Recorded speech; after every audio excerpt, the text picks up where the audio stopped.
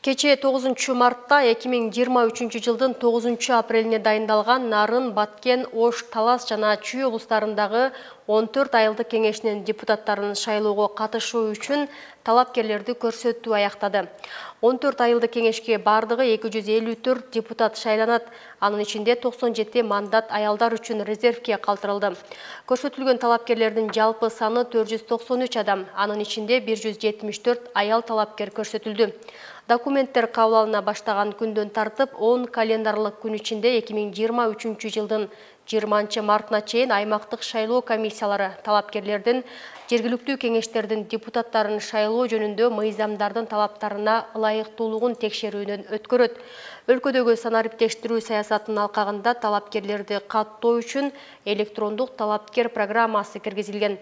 Ал талапкерлерге өз документтерин электрондук түрдө киргизип, маалыматтардын мыйзамдардын талаптарына ылайыктуулугун текшерүүгө мүмкүнчүлүк берет.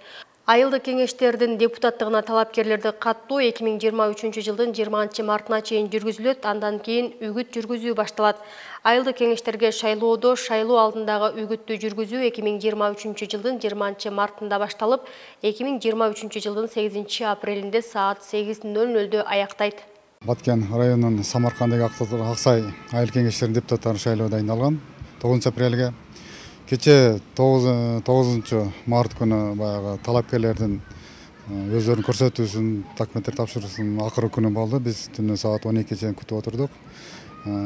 Жалпысынан айтканда 103 талапкерден арыз түштү. Анын ичинен Самаркандагы 45 депутаттыктан, анан Аксай менен Актатыры 29дан арыз түштү. Бул күндөн баштап биз 20 мартка чейин талапкерлердин документтерин толугу менен карап чыгабыз. Алардын ичинде баягы кемчиликтер болсо алдырып, болбосо аларга жүйөлүү түрдө отказ бергенге эме кылабыз. Анан 20 март күнү биз аларды каттайбыз.